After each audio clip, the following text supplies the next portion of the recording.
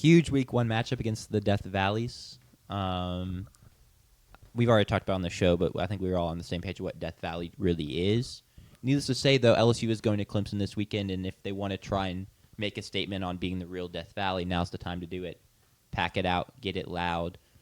Clemson's favored by 3.5, so pretty even split, pretty fair split.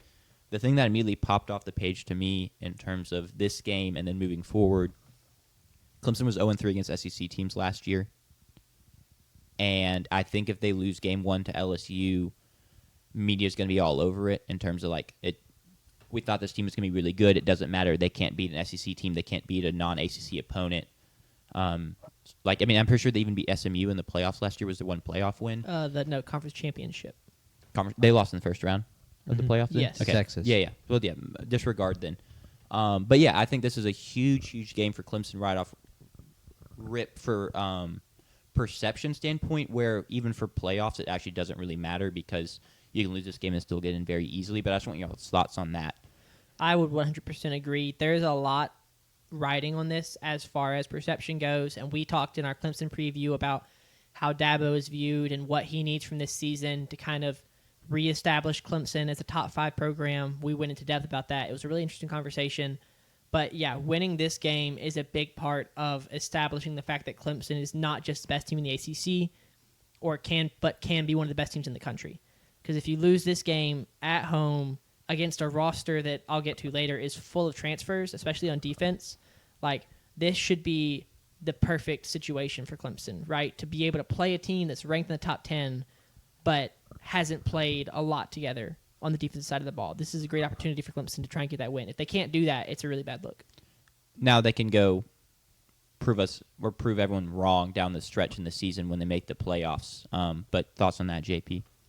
I would agree. I don't think it has any impact on the playoffs. It would have impact on seeding, but they're gonna. Yeah. I think they're making the playoffs really regardless of how this game goes. So there's not reason to overreact in that way. But I agree 100%. This is a big game for the program. It was something I touched on. That It was the fact that in the 3 losses, they were just not good looks to each of the SEC teams. It really showed that the program is slightly behind there because that had not been a struggle for the Clemson Tiger teams during the dynastic years, winning at Texas A&M and then winning when A&M came to town as well. Obviously, winning the 2 national championships against the granddaddy of them all, Nick Saban, and Alabama. Clemson had been really competitive and won these kinds of games, beating Auburn as well. They felt that they've always been on par with the SEC, and they have not showed that in recent history. And they get an opportunity to immediately. Week 1 against LSU, I think it's a must-win for the Tigers, the Clemson Tigers, that is, to really kind of set the stage and to say that, hey, we're still here. Even if LSU ends up being bad, it's a huge win, regardless of how the season goes for LSU. Yeah, that makes sense. So as kind of the Clemson guy on the show, what does Clemson need to do to win this game? What are their keys? I think the biggest thing is it doesn't start offensively. I think it's defensively. LSU last year, their ground game was terrible. It was not even top 100 in the country. And this is LSU we're talking about that has always had really, really good run games and a lot of running backs that have gone into the NFL and been super productive. The offensive line was one of the best in the country, but only from a passing perspective. And they lost almost every piece. In fact, they only have one returning starter in DJ Chester, who's going to move from center to left guard. But DJ Chester had a bad season at center. And so now he's almost like an experiment in his own way at left guard. And then left tackle, they have Tyree Adams, who started in the bowl game against Baylor. They got 2 transfers that come in, and then a former 5-star in Weston Davis, who's going to start at right tackle. Completely unproven group. And for Clemson, you have the players that can take advantage of this. And Garrett Nussmeier is not a dual-threat quarterback. He's a pocket passer. Although he does well rolling into space, he's not a guy that's going to beat you with his legs. So even containing the quarterback isn't necessarily like an issue, they need to tee off on Garrett Nussmeier. They need to tee off on this offensive line. And I think the first, second quarter, it really even the entire game will determine, okay, is LSU's offensive line going to be capable this year? Or is Clemson's defensive line really good? Or even LSU's offensive line bad? But with T.J. Parker, with Peter Woods, like, I think you got to win at the line of scrimmage on the defensive side of the ball. Sure. Offensively, I have no issues. I have no concerns there. I think they're going to play really well. But the only thing I'm concerned is, like, Nuss could outscore us. Nuss could outscore Clemson very easily. And if we can get to him, then it's just not going to happen. So for me, it's defensive line, Peter Woods, T.J. Parker, eat the LSU offensive line alive.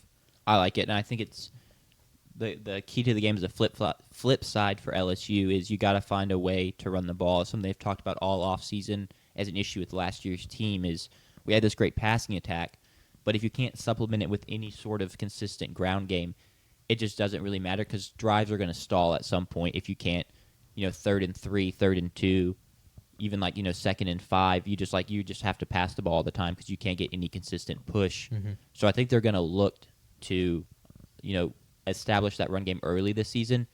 It's a terrible week 1 matchup to try and do that and get that off to a good start. But that's their hope. And then the defense has been bad for them the past couple years. So what does this new group look like? Can it hold up immediately week 1? Or have pieces already gelled? Do they know what their identity is yet? Is also very scary for me for this LSU team going into this week 1 matchup. Because it's the opposite for Clemson in terms of they're bringing back so many guys, talented guys. They know who they are. They know what they want to do. And so that's just a tough matchup for LSU. Yeah, I think another thing that this game impacts, and I say this partially jokingly, but it's like Heisman, right? These are 2 guys. They're 2nd and 3rd in the Heisman. Yeah. According to DraftKings, right, or FanDuel right now. Sorry, wrong wrong organization. But I think that it'll be interesting to see how this duel goes because it's really what it should be, and it may not be a shootout, but it should be a duel of who's not going to throw an interception, who's going to not throw bad passes that just end drives poorly, right? It's going to be a duel of I don't think it's going to be a shootout because that Clemson defense is going to be very good, that LSU defense is talented, but who's going to play really well, who's going to play smart, and who's going to who's going to play good with their wide receivers. We've seen Cade work with these wide receivers, but they're still young. It's 2 sophomores and a junior. And then how is Garrett Nussmeier going to click with his transfers from Oklahoma? And then, the LSU defense is one of my biggest questions. And I talk about all the time is we see it. My go-to example is the Tampa Bay Buccaneers when they won the Super Bowl. They went 9-7 in the regular season. They did not click. And then they click in the playoffs and they won a Super Bowl. LSU has the same kind of thing where they brought in a bunch of transfers and you don't get that same opportunity of going just above 500 in the regular season and then clicking late and winning a championship. You have to click from the beginning. You can only lose 3 games maximum and make the playoffs. So can LSU's defense click, and can they stop this Clemson passing offense? And then the last thing I'll say is that all they have to stop? Because we don't know what Clemson's run game is going to look like. They've got a 5-star freshman in Gideon Davidson. And then they've got the guy, JP, who moved over from wide receiver to running back. Adam Randall. Yeah. What does that run game look like? Is Clemson's offense one-dimensional? And if so, can it function in a one-dimensional? If it's one-dimensional, it can still function. I can guarantee that. Yes, it can, but it's maybe not for an entire game, which is a question. And for a key drive, that may be a factor. And this is pure homerism, but I don't expect it to be. I don't expect any trouble offensively whatsoever. I'll go ahead and reiterate that. I do not think LSU has the pieces to stifle us. I don't think a run game really matters. I think the home crowd plays such a huge factor in helping us in that way. If the game was in Death Valley, the actual Death Valley, LSU, then I think it would, because I think the noise and the communication could really hinder them, and just it is loud. It is hard to function. I can confirm that from going to a game there. But it being at home, it's going to be nice and quiet. I don't think they're going to feel a ton of pressure. I think they're just going to cook. I really think they're going to cook. I think we're going to score 30+. I don't really have an issue in saying that. Sure. The youth, I don't think is a problem, because Bryant Wesco and TJ Moore were tremendous just as true freshmen. And I think it's really, if we're going to say that Jeremiah Smith is going to be just really, really good in his sophomore year, for me, I think TJ Moore and Brian Wisco showed, while not to the same level, that they were that kind of true freshman. And I don't expect a sophomore slump from either of them. In fact, I expect them to probably be better than Antonio Williams, who's going to be in the first 2 rounds of the NFL draft. Yeah. I don't feel like wide receivers in college typically like slump. I feel like it's just like, oh, they're good, and then they just keep being good till they leave, barring injury or, I guess something crazy happening. But general rule of thumb.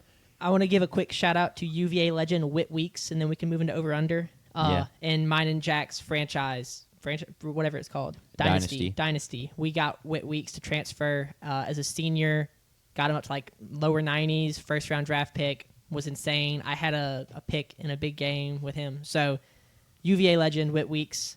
Clemson is favored by 3.5 currently. Thoughts on that? I'm trying to think through. I think I'm going to pick LSU to cover that. Okay. I think. No, I'm not. But no, not I'm not. win? No, I'm not. No, I'm not. I'm going to pick. Oh, I low-key forgot. I'm so dumb. Yeah, I think I can pick. I think a good game. I think I could see a 3-point game, 2-point game. It would get a game-winning field goal. So I will pick LSU to cover and Clemson to win. I'm going to pick Clemson to cover. I kind of talked about how I'm worried about the newness of this LSU team going up against an experienced team, and I think that's going to show this first game. And I think LSU has a very good team, and they're going to put it all together. And it helps us as a non-conference game. They lose it, they can bounce back so easily. But I just like what Clemson has going, and I think it'll be enough to win at home and cover that 3.5.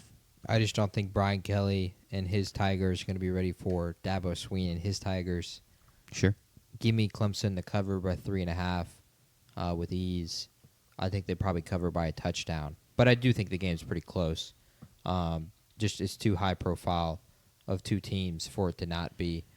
And there isn't an overwhelming piece, at least on either side, that's going to just blow either of these teams out. So give me the Tigers. Yeah.